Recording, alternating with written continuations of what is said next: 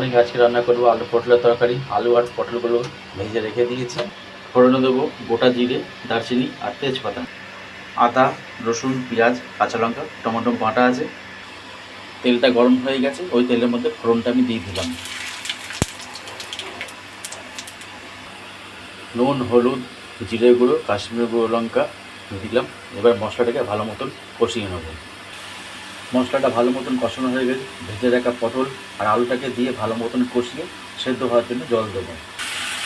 আলু আর পটল মশলাটা ভালো মতন কষানো হয়ে গেছে, এবার সেদ্ধর জন্য জলটা দিয়ে দেবো। সিদ্ধ হওয়ার জন্য জলটা দিয়ে দিলাম। 10 মিনিট ঢাকা দিয়ে রাখবো হাই ফ্লেমে। আলু আর পটলটা সেদ্ধ হয়ে যাবে।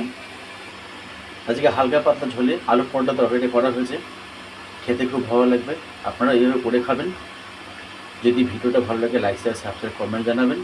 আজকের ভিডিওটা এখানেই শেষ করলাম। নমস্কার।